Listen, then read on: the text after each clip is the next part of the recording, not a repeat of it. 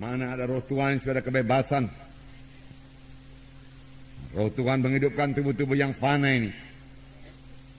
Tubuh kita yang fana. Roh Kudus ada dalam saudara, Roh Kudus ada dalam saya. Roh Kudus tidak tinggal diam, saudara.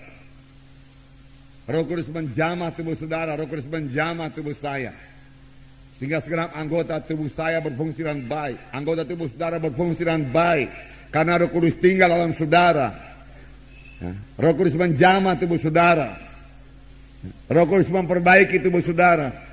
Mana yang rusak oleh dosa, dia perbaiki. Mana yang rusak oleh setan, dia perbaiki. Untuk itu Roh Kudus diberikan kepada kita. Amin, saudara. Haleluya. Haleluya. Ya. Itu pekerjaan Roh Kudus. Sampai sekarang. Sampai kita nanti beroleh tubuh kebangkitan yang luar biasa daripada Tuhan. Sekarang ini tubuh kita ini, saudaraku, belum tubuh kebangkitan, belum tubuh yang mulia. Tapi, saudaraku, sebagai anak-anak Tuhan, tubuh kita ini biar dikuasai oleh Roh Tuhan. Kalau tubuh kita dikuasai oleh Roh Tuhan, kita kuat, kita sehat, kita berkemenangan. Dan penyakit, saudaraku, tidak berkuasa atas kita, saudara. Puji Tuhan. Nah, saudara yang kasih dalam nama Yesus, oleh sebab itu kita perlu memiliki persekutuan yang erat dengan Roh Kudus. Rasakan selalu kehadiran Roh Kudus dalam hati saudara, karena dia tinggal dalam saudara.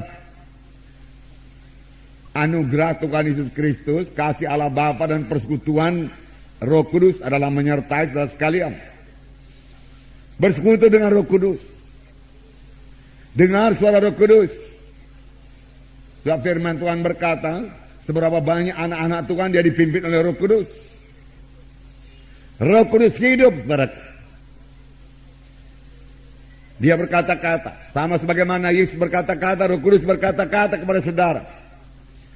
Dan kita perlu mematuhinya. Firman Tuhan berkata, pada hari ini kalau kamu mendengar suaranya, janganlah kamu mengeraskan hatimu. Patuhi suara Roh Kudus, itu membawa kemenangan kepada saudara, membawa kehidupan kepada saudara, membawa keberhasilan kepada saudara, membawa kuasa kepada saudara, membawa urapan kepada saudara. Amin. Haleluya. Membawa kesembuhan bagi saudara. Haleluya. Oh, haleluya Yesus. Syukur Tuhan. Haleluya. Luar biasa Roh Kudus. Banyak saudara membiarkan dia memimpin saudara. Luar biasa pekerjaan dalam hidup saudara. Sepanjang saudara biarkan, saudaraku, dia menguasai saudara, maka dia akan mengerjakan perkara yang besar dalam saudara.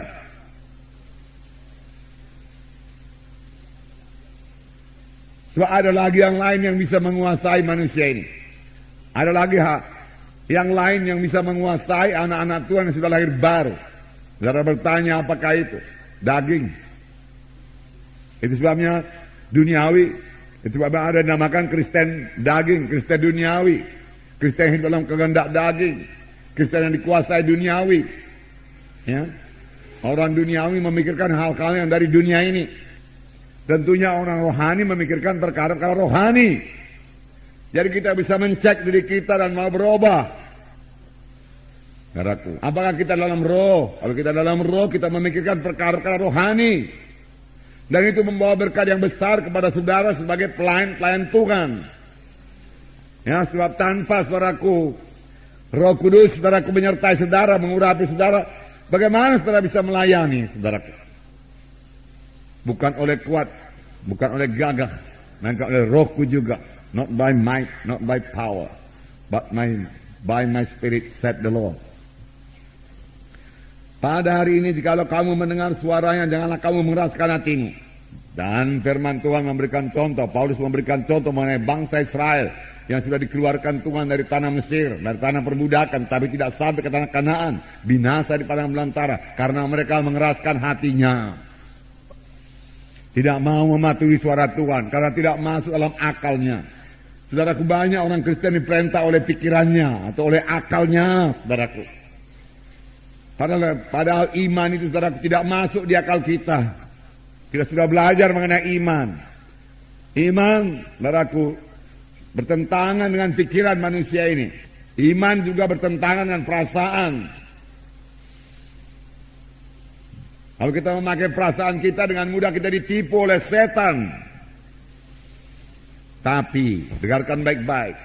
Sepanjang kita berjalan dalam roh, yaitu membiarkan Roh Kudus menguasai kita, memimpin kita, saudaraku, maka daging tidak akan menguasai kita. Amin. Dan penyakit juga tidak menguasai kita. Amin.